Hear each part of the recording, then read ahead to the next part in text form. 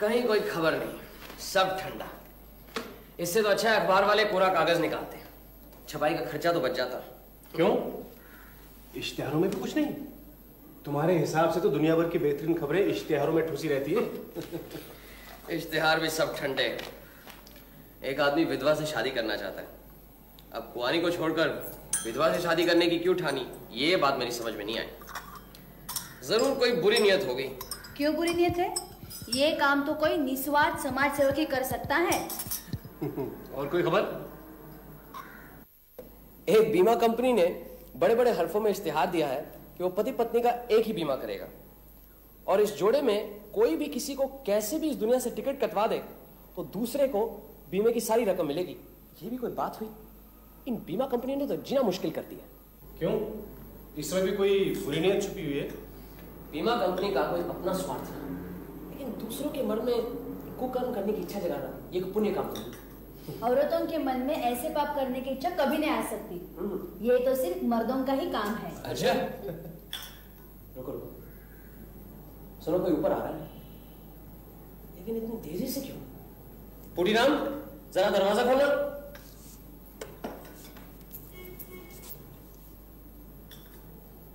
अरे क्या होशियारी दिखा रहा है, खोल। अबुल है, बैठो बैठो, अपने पड़ोसी का ही लड़का है अबुल। क्या बात है अबुल? पंकज भैया, रेखा मर गई। अबुल, अबुल चुप हो जाओ, शांत हो जाओ, इधर बैठो, बैठो यहाँ, बैठो। अबुल चलो, ऐसे रोते नहीं, बताओ मुझे, बताओ क्या बात है, बताओ। पिताजी 2 दिन में दिल्ली चले गए। घर में मैं, मेरी छोटी बहन रेखा और हमारी सौतेली माँ रहते हैं। मैं आज जब सुबह अपने ऊपर वाले कमरे में पढ़ रहा था, एकाएक नीचे से माँ की चीख पुकार सुनाई दी। मैं दौड़कर नीचे आया। रसोई के दरवाजे पर माँ खड़ी चीख रही थी। मेरी समझ में कुछ नहीं आया। मैं दौड़कर रसोई में गया। वहाँ चूल्हे के पास रेखा बैठी थी, सिर नीचे झुकाए। मैं रेखा को पास जाकर पुकारा, उसे हिलाया, लेकिन अबुल, अबुल, अबुल, मैं क्या करूं ओमकेश भैया, पिताजी घर में है नहीं, इसलिए आपके पास आया हूं। अबुल चुप हो जाओ, तुम मर्द होना, तुम्हें धीरे से काम लेना चाहिए। रेखा को क्या हुआ था अबुल? बीमार थी? कुछ नहीं। क्या उम्र थी उसकी? यही कुछ 16-17 साल, मुझसे 3 साल छोटी। हाल ही में कोई बीमारी हुई थी, टाइफाइड, बेरी? जी नहीं। तुम जाकर देखो ना। चलो तुम्हारे घर चलते हैं, बिना देखे कुछ समझ में नहीं आएगा। फिर तुम्हारे पिताजी को एक तार भी भेजना है, एक डॉक्टर भी चाहिए। तुम्हारे घर के पास डॉक्टर रुद्र रहते हैं ना? हाँ जी हाँ। आओ अजीत।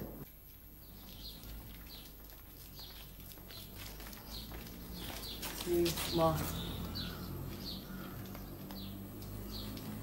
तुम यहाँ काम करते हो? जी। सामने वाले मकान में डॉक्टर रुद्र रहते हैं, उन्हें जाकर जरा बुला लो। जी बाबा। रसोईघर कहाँ है? इस तरफ। चलो।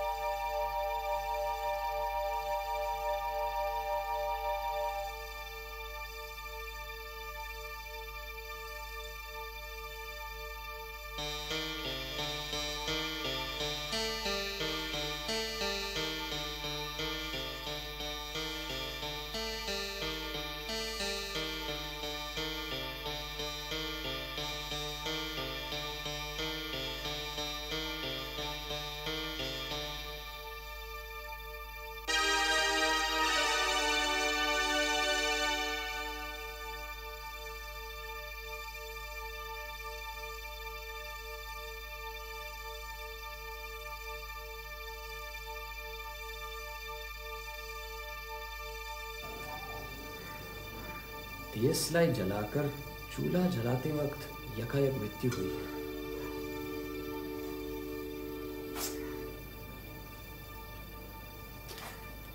मौत के समय रसोई घर में और कोई नहीं था। देखो, लगता है शायद डॉक्टर रुद्र आए। क्यों, क्या लगता है? क्या हुआ? मर गई? आप ही देख लीजिए। ये कौन है?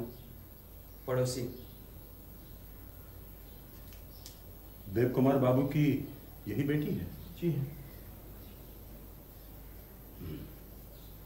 इसका नाम रेखा है? जी। क्या हुआ था इसे? बिल्कुल ठीक थी, यकायक।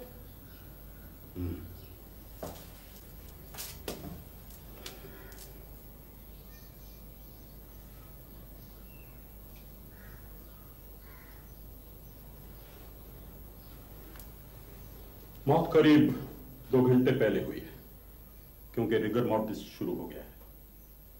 मौत की वजह क्या है, आप बता सकते हैं? बिना ऑटोप्सी के कुछ भी कहना बहुत मुश्किल है। मेरा ख्याल है अब मेरा यहां कोई काम नहीं, मैं चलता हूं। मेरी फीस 32 रुपए मेरे घर भिजवा दीजिएगा। और हां, पुलिस को इन्फॉर्म करना मत भूलिएगा, क्योंकि मौत संदेहजनक है। अबुल, अपने नौकर को बुलाना सर। हरी, कागज सर।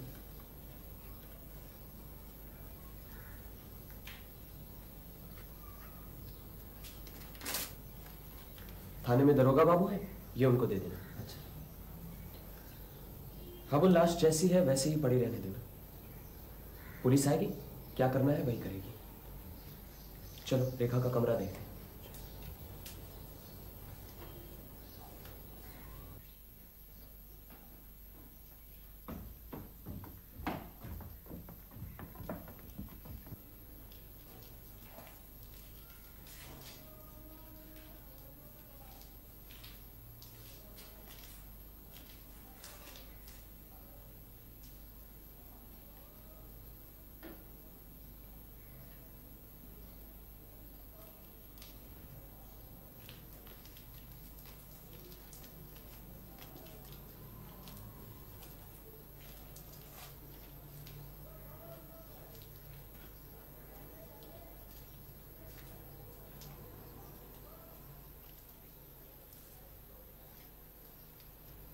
ये सामने वाला मकान डॉक्टर रुद्र का है? जी।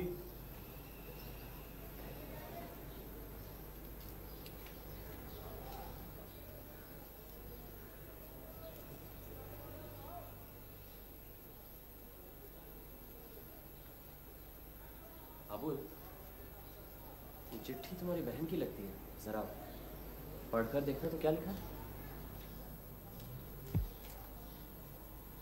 नंतुदा, हमारी शादी की बातचीत टूट गई है।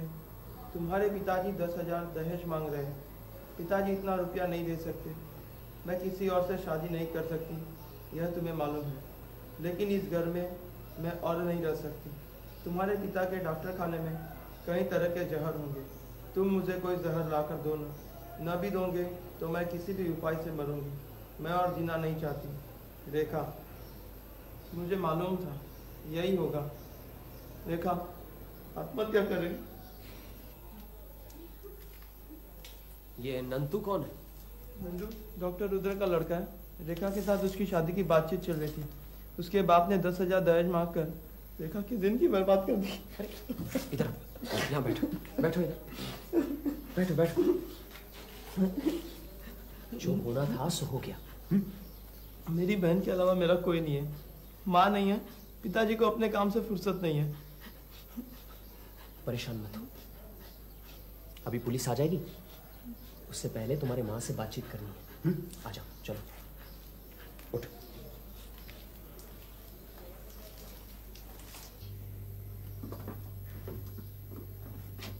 क्या बात हुई, आप कुछ बता सकती हैं? आज नौकरानी नहीं आई, इसलिए मैंने रेखा को चूल्हा लिपकर आग जलाने को कहा। घर के सारे काम मैं ही करती हूँ, कभी किसी से ढेला भर भी काम करने को नहीं कहा। और जब तक शरीर में ताकत है मैं करती भी रहूँगी। लेकिन 100 काम है, अकेली जान करे भी तो कैसे। इसलिए मैंने रेखा को चूल्हा जलाने को भेजकर अपने कमरे की सफाई में लग गई। नीचे रसोई में क्या हो रहा है मैंने कुछ नहीं देखा। नहा धोकर कपड़े बदल पूजा करने के बाद जब मैं रसोई में पहुंची तो देखा रेखा मरी पड़ी है। मैं तो इस घर के किसी 7-5 में नहीं रहती हूँ, लेकिन वो तो मेरे भाग्य ही फूटे हैं कि सारे झमेले मुझे ही झेलने पड़ते हैं। हाँ, वो ये जो हुआ है मुझे मालूम है, सब लोग इसके लिए मुझे ही दोषी ठहराएंगे। वो यहाँ नहीं है, वो यहाँ आकर क्या तूफान खड़ा करेंगे मैं सोच भी नहीं सकती। मैं तो वैसे भी उन्हें फूटी आंखों नहीं भाती हूँ। मेरे मरने के बाद ही उन्हें शांति मिलेगी, मुझे मालूम है। आज सुबह आपकी रेखा से कुछ कड़वी बातें हुई थी? कड़वी बातें कहूँ? ऐसे घर की नहीं हूँ मैं। वो तो मेरे नसीब ही फूटे हैं कि जब से इस घर में आई सौत के लड़के लड़की के साथ गुजर कर रही हूँ। कभी कोई कह के तो देखे कि मैंने जुबान से कभी कोई कड़वी बात कही हो। आज सुबह जब मैंने रेखा को चूल्हा जलाने के लिए भेजा तो उसने रसोई से वापस आकर कहा माचिस नहीं मिल रही है, और सीधे ठाकुर जी के पास जाकर पूजा की माचिस उठा ली। तब मैंने कहा इतनी बड़ी हो गई, अक्ल भी नहीं है, बासी कपड़ों में चली आई और सीधे ठाकुर जी को भी छू लिया। अरे माचिस की जरूरत थी तो दुकान से मंगवा लिया होता। बस इतना ही तो कहा था, कसम से कहती हूँ। और अगर ये भी कसूर है तो गलती मानती हूँ। कसूर की कोई बात नहीं है, लेकिन रेखा आपके कमरे में माचिस लेने क्यों गई? क्या माचिस हमेशा आपके कमरे में रहती है? नहीं, रसोई में भी रहती है, लेकिन एक माचिस मैं अपने ठाकुर जी के पास हमेशा ही रखती हूँ। रात को अंधेरे में मुझे नींद नहीं आती है, इसलिए मैं लैम्प जला के सोती हूँ। ये बात सभी लोग जानते हैं, रेखा भी। वो देखिए लैम्प।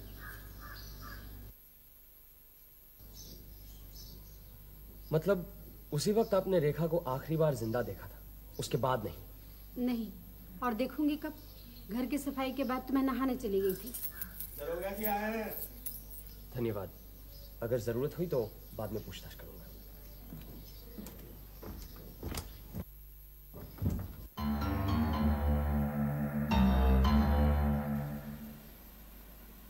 देखो देखो, अखिल भारतीय साइंस कांग्रेस में हमारे हाबुल और रेखा के पिताजी प्रोफेसर देव कुमार सरकार ने एक लंबी स्पीच दी।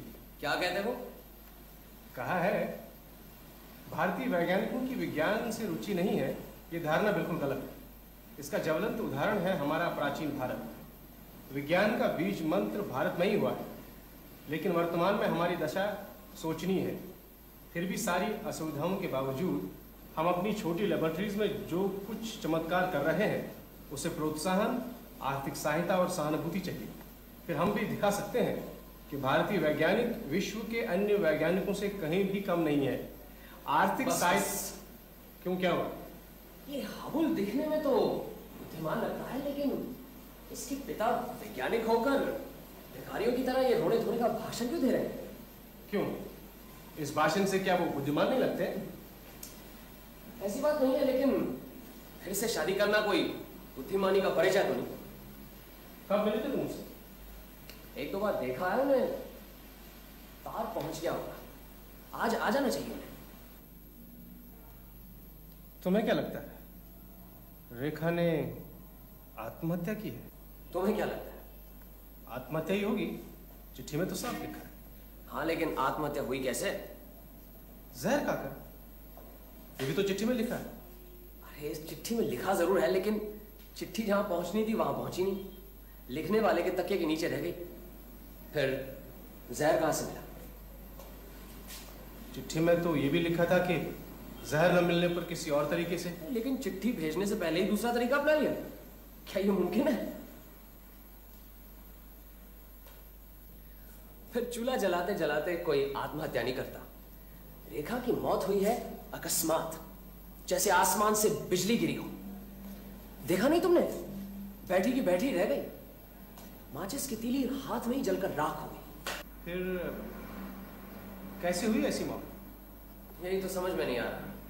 पोटेशियम साइनाइड को छोड़कर इतनी घातक शक्ति किसी और जहर में नहीं है। हार्ट फेल भी तो हो सकता है। हाँ, यही संभावना जोर पकड़ती जा रही है, लेकिन मन नहीं मानता। इतनी कम उम्र में हार्ट फेल। चलो कल डॉक्टर की रिपोर्ट से पता चल जाएगा। अंदर आ जाइए, दरवाजा खुला है। नमस्ते, मेरा नाम मनमथनाथ रुद्र है। अच्छा, आप ही नंतु हैं? क्या आप मुझे पहचानते हैं? हाँ, बैठिए बैठिए। आप रेखा के बारे में जानना चाहते हैं ना? जी, उसकी मृत्यु कैसे हुई? अभी कुछ कह नहीं सकते। क्या आप समझते हैं रेखा ने आत्महत्या की है? मुझे तो मुमकिन नहीं लगता। तो फिर क्या किसी ने उसे? फिलहाल यकीनन कुछ कहा नहीं जा सकता। आपने शायद सुना होगा, रेखा के साथ मेरी। हाँ, मैंने सुना है। मैं उसे बचपन से प्यार करता हूँ। जब वो 7 साल की थी तब से मैं उसके घर जाया करता था। लेकिन जब शादी की बात हुई तब पिताजी अड़ गए। ऐसी शर्त रखी कि शादी टूट गई। मैंने भी फैसला कर लिया, पिताजी की मर्जी के खिलाफ ही शादी करूंगा। इस बात पर हमारा झगड़ा भी हुआ। उन्होंने कहा मुझे घर से निकाल देंगे, लेकिन मैं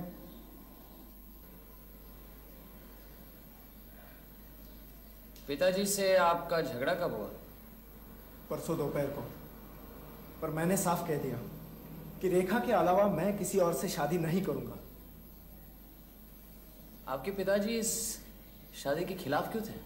वो चाहते थे मेरी बड़े खानदान में शादी हो, जहां से उन्हें काफी रुपया मिले। लेकिन ऐसा क्यों हुआ बमकेश बाबू? रेखा को मारकर किसी को क्या फायदा?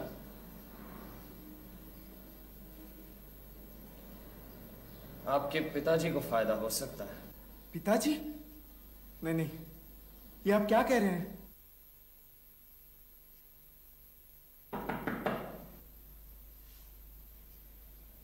कौन है?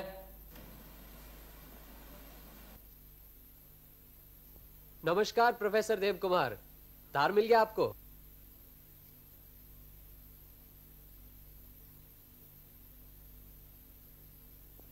यह बदमाश यहां क्या कर रहा था? मुझसे मिलने आया था। लड़की की जान लेकर भी इसका पेट नहीं भरा? ये और इसका बाप दोनों नरपिशाच हैं। रुपए के लिए घटिया से घटिया काम करने से भी नहीं चुकेंगे। आप बैठिए बैठिए बैठिए।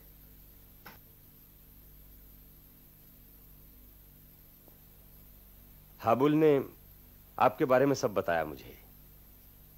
आपने जो हमारी मदद की उसके लिए बहुत बहुत धन्यवाद। क्या कह रहे हैं आप? अगर मदद की भी तो पड़ोसी के नाते यह हमारा कर्तव्य है। फिर भी आप इतने व्यस्त आदमी हैं। अच्छा, क्या हुआ था रेखा को? कुछ समझ में आया? घर पर कोई ठीक से बता नहीं पा रहा।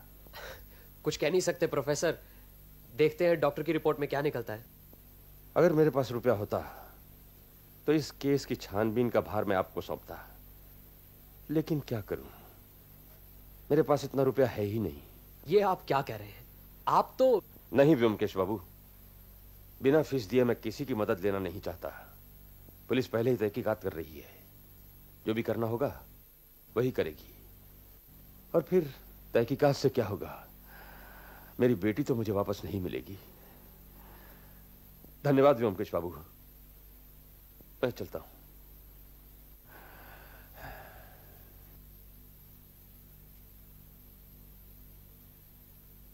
अच्छा,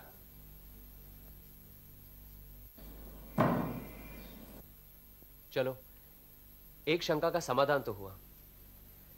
मेरा ख्याल था प्रोफेसर अपनी पहली पत्नी के बच्चों से प्यार नहीं करते, लेकिन कम से कम अपनी बेटी से तो बहुत प्यार करते हैं।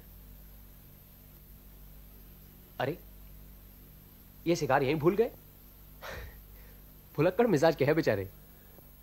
डॉक्टर रुद्र पर बहुत बिगड़े हुए थे। कल इंस्पेक्टर बिरेन से मिलना है। आइए ब्योमकेश बाबू, मैं आपका इंतजार कर रहा था। डॉक्टर की रिपोर्ट आ गई। बार बार मुआयना करके भी मौत की वजह का मालूम नहीं चल सका। शरीर में कहीं कोई चोट का निशान भी नहीं है, पेट में जहर भी नहीं मिला, हार्ट भी नॉर्मल और हेल्दी है। यकायक स्नायु मंडली के अपने काम बंद कर देने की वजह से यह मौत हुई है। अब यह केस कॉर्नर्स कोर्ट में जाएगा, वहां से अज्ञात वजह से मौत की राय दी जाएगी। और फिर हमारी मर्जी। हम ये तहकीकात जारी भी रख सकते हैं और इसे बंद भी कर सकते हैं। मेरे ख्याल से तहकीकात जारी रखनी चाहिए। क्यों? आपको किसी पर शक है क्या? अगर हमें इस मृत्यु की गुत्थी को सुलझाना है तो पहले हमें यह पता लगाना होगा कि यह मौत हुई कैसे। जब तक कि हमें इसका पता नहीं लगेगा, इस पर या उस पर शक करने से कोई फायदा नहीं है। लेकिन डॉक्टर की रिपोर्ट से जब कुछ पता ही नहीं लगता तो डॉक्टर ने तो सिर्फ रेखा की लाश का मुआयना किया है, लेकिन लाश के अलावा हम और भी बहुत कुछ जान सकते हैं। और अगर डॉक्टर को किसी चीज के बारे में पता नहीं लगता, वो हम भी नहीं जान पाएंगे। ऐसी तो कोई बात नहीं।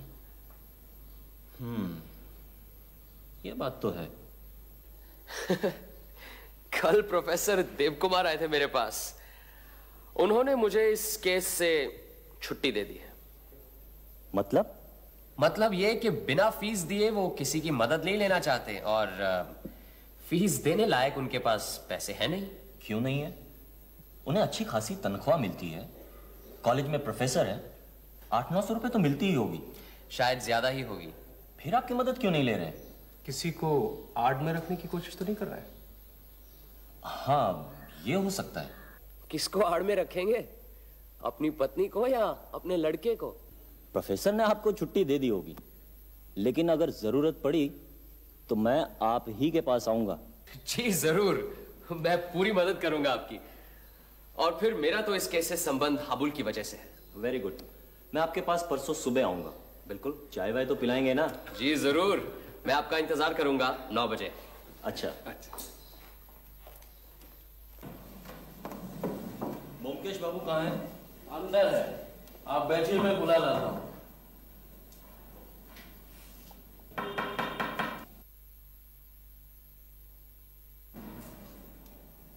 कौन? खोलो मुदीराम, मैं राहुल हूं।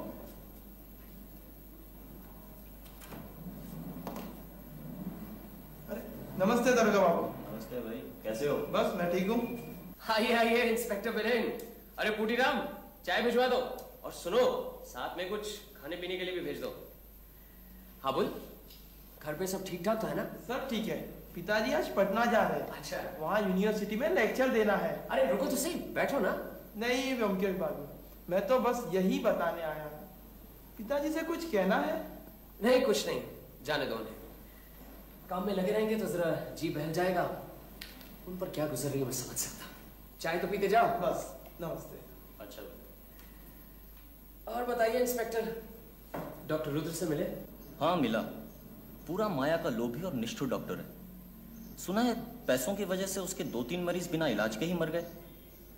रेखा के साथ उसके लड़के की शादी की बात थी। शादी तोड़ने के इरादे से उसने 10,000 रुपये मांगे।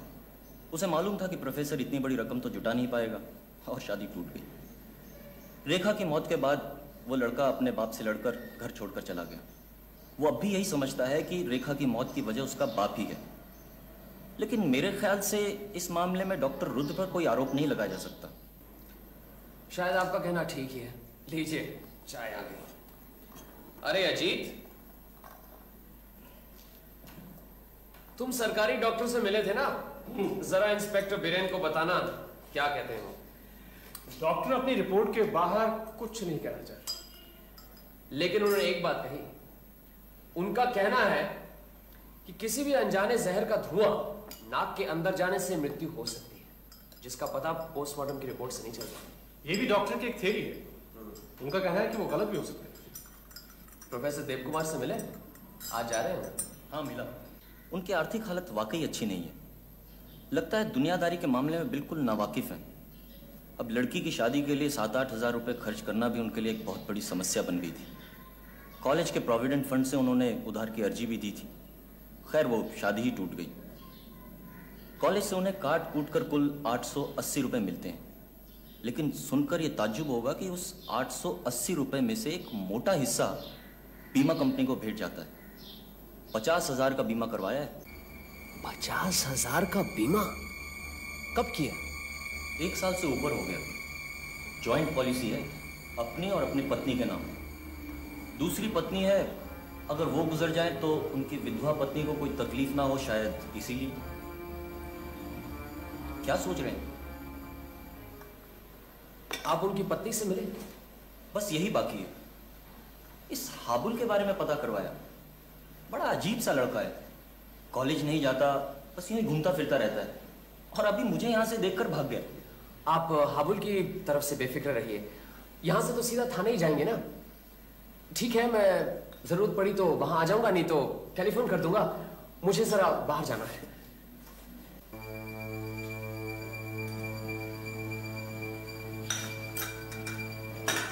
मैं भी चलता हूं। ठीक है।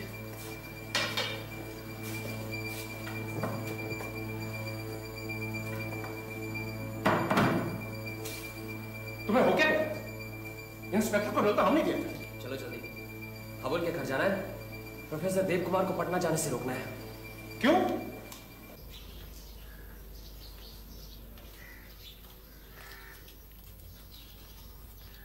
प्रोफेसर देव कुमार? प्रोफेसर देव कुमार है? क्या हुआ? हाबुल। क्या हुआ हाबुल को? किधर है वो? ऊपर अपने कमरे में। चलो।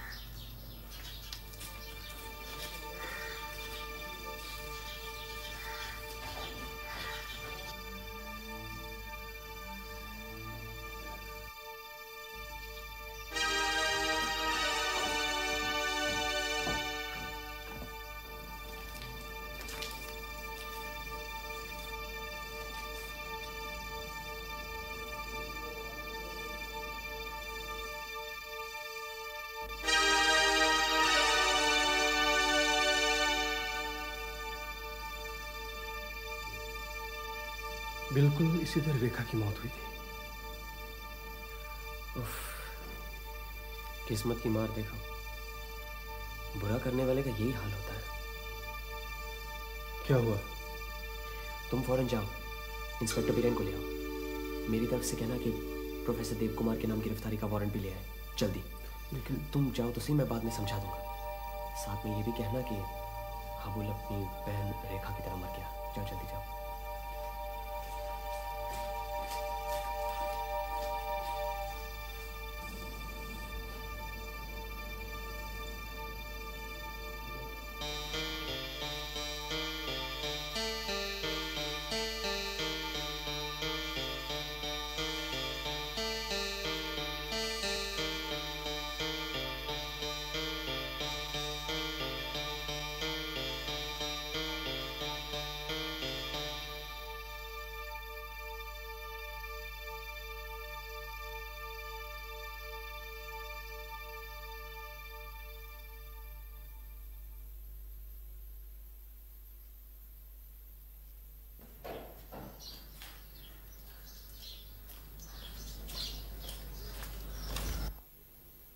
हुआ क्या था?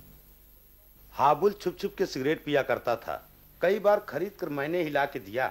आज माचिस नहीं थी उसके पास। उसने कहा माचिस ला दो, तो मैं माचिस लेने गया बाजार में। मुझे और भी कई काम थे। माचिस लाने में देर हो गई। जब मैं माचिस लेकर आया तब वो अपने कमरे में खत्म हो चुका था। फिर तुमने क्या किया? प्रोफेसर साहब आज ही पटना जाने वाले थे। उनको बताया, वो फौरन ऊपर गए और वहां उनको देखकर रोने लगे। वो माचिस कहाँ है जिससे हाबुल ने सिगरेट जलाई थी? वो तो साहब ने उसके हाथ से ले ली थी। अच्छा, उस वक्त माँ जी कहाँ थी? रसोई घर में।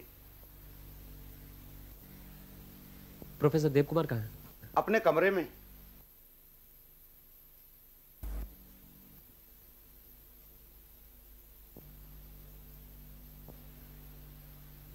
क्या हुआ? वारंट लाए? जी हाँ।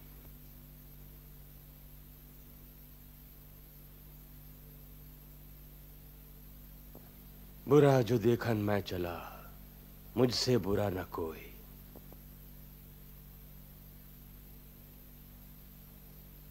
प्रोफेसर देव कुमार, आपके नाम वारंट है। आप आ गए, अच्छा ही किया। मैं खुद ही थाने जा रहा था। लीजिए, पहनाइए हथकड़ी। उसकी कोई जरूरत नहीं, हम तो सिर्फ आपको बताने आए हैं।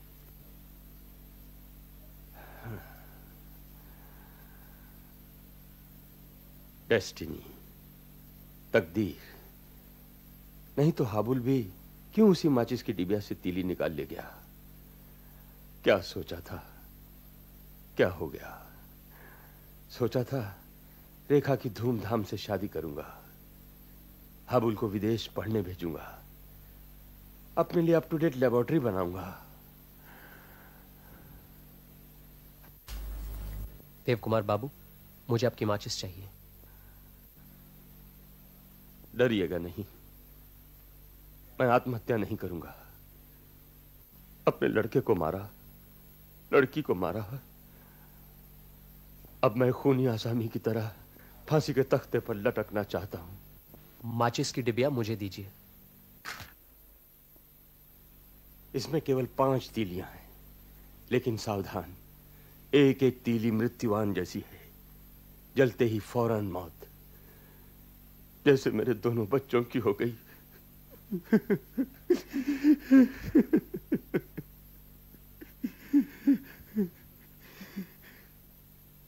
क्या इजाद की है मैंने, पलक झपकते ही मौत होगी, लेकिन कहीं कोई निशान नहीं रहेगा। आधुनिक युद्ध नीति में एक भयंकर तब्दीली होगी। यह विष नहीं है, एक महामारी है, लेकिन बुरा जो देखन मैं चला। प्रोफेसर देवकुमार, मेरे ख्याल से अब चलना चाहिए। हाँ। आप अपनी पत्नी से नहीं मिलेंगे? पत्नी? मेरी फांसी के बाद बीमे का सारा पैसा उसी को तो मिलेगा। किस्मत का खेल देखिए।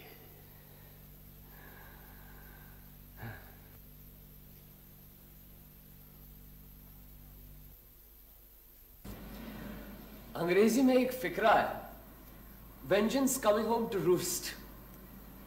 प्रोफेसर देवकुमार के साथ भी कुछ ऐसा ही हुआ। भाग्य की विडंबना देखो, अपनी पत्नी को मारना चाहते थे, 2 बार उन्होंने अपना अचूक अग्निबाण छोड़ा, और दोनों बार ही अग्निबाण लगा उनके प्यारे पुत्र और पुत्री को। लेकिन ये अग्निबाण उनके हाथ लगा कैसे?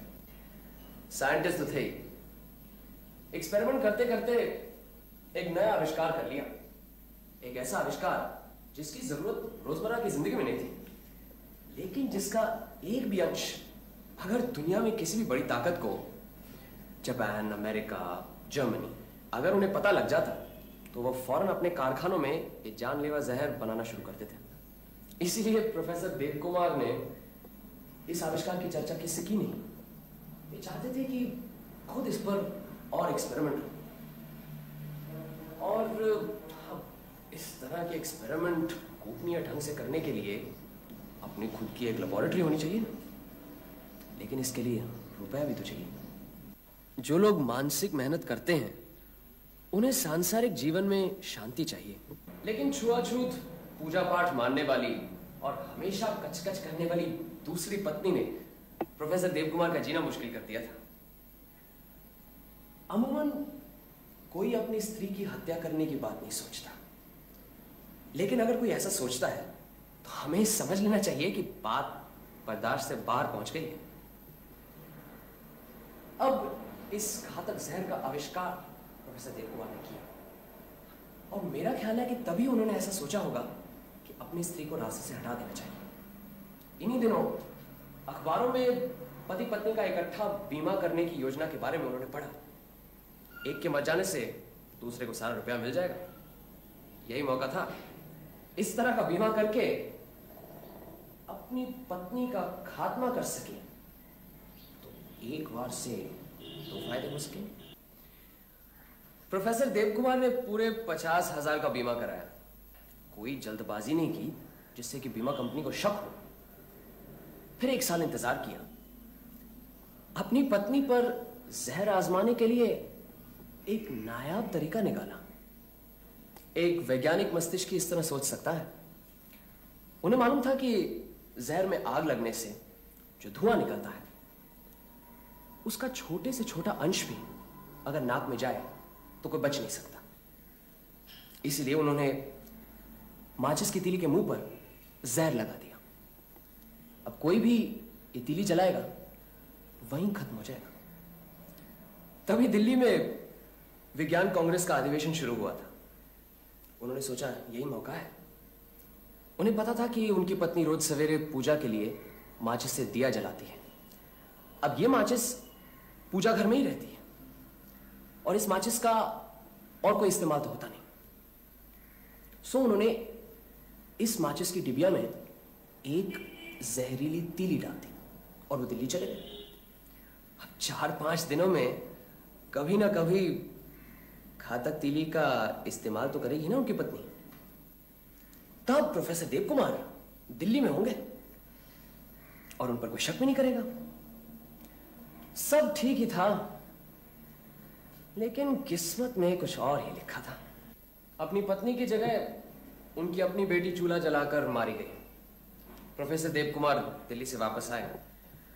अब लड़की की अचानक मौत से अपनी पत्नी पर उनका गुस्सा दुगना हो गया। उन्होंने ठान ली कि अगर लड़की गुजरी गई है तो उनकी पत्नी को जिंदा रहने का कोई हक नहीं। फिर उन्होंने पटना जाने का प्रोग्राम बनाया। इस बार उन्होंने सारी की सारी जहरीली तीलियां उसी माचिस की डिबिया में डाल दी, लेकिन वो पटना नहीं जा सके। हाबुल को सिगरेट पीने का शौक था। वो अक्सर अपने कमरे में बैठा चोरी छुपे सिगरेट पिया करता था। इस बार घर में माचिस नहीं थी। उसने नौकर से कहा बाजार से ले आ। नौकर को आने में देर हो गई और उसने बगल में अपनी मां के कमरे से वही माचिस से दियसलाई जलाई। हाँ, अच्छा ये बताओ, प्रोफेसर देवकुमार ही अपराधी हैं, ये तुम्हें कब पता चला? जब मैंने सुना कि उन्होंने 50,000 का जॉइंट बीमा कराया है। उससे पहले रेखा के पोस्टमार्टम से पता चल चुका था कि मौत जहर से नहीं हुई है।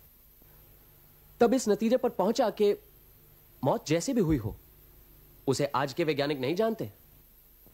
अब हमारे सामने 2 वैज्ञानिक थे, एक डॉक्टर रुद्र और प्रोफेसर देव कुमार। हो सकता है इनमें से किसी को भी वो अज्ञात जरिया मालूम हो। ऐसी सूरत में ज्यादा शक डॉक्टर रुद्र पर ही पड़ता था। भाई डॉक्टर हैं, जहर से उनका वास्ता पड़ता है। और प्रोफेसर देव कुमार अगर आविष्कार करता होते तो अपनी लड़की पर यह जहर क्यों आजमाते?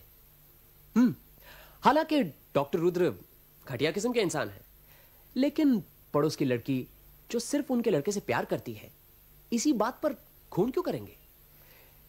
यह बात कुछ हजम नहीं हो रही थी। हाँ, ये बात तो है। अजीत, तुम तो लेखक हो।